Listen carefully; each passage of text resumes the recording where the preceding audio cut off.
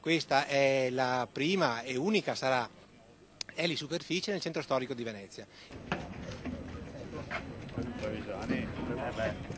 Ultimi dettagli, ultimo pannello posato. Venezia e il suo ospedale civile hanno un nuovo servizio, quello di elisoccorso. La nuova e unica piattaforma di elisoccorso varata in città è in grado di consentire il volo diurno e notturno. Potrà ricevere ogni tipo di elicottero di elisoccorso reggendo un peso di 26.000 kg.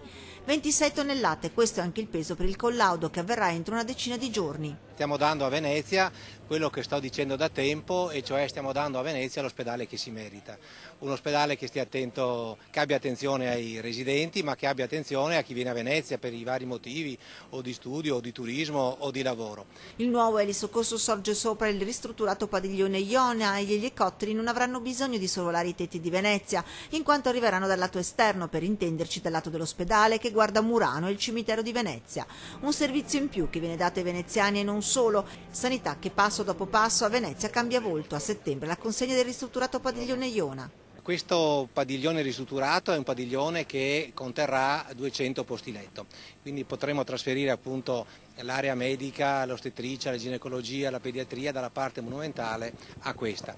La parte monumentale, un convento del 1400, verrà risistemata, ristrutturata e adeguata agli standard regionali in tema di edilizia sanitaria e avrà una nuova importante funzione. Può essere benissimo utilizzata come ospedale di comunità e quindi come struttura intermedia, ed è questa una delle mie intenzioni, ma può anche accogliere una foresteria, può anche accogliere, diciamo così, altri servizi sempre dell'area sociosanitaria che possono servire alla popolazione.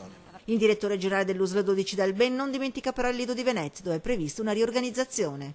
Noi puntiamo a creare anche appunto al Lido un polo sociosanitario integrato che possa dare le risposte appunto della medicina generale, dell'attività specialistica, anche di una struttura intermedia, della continuità assistenziale.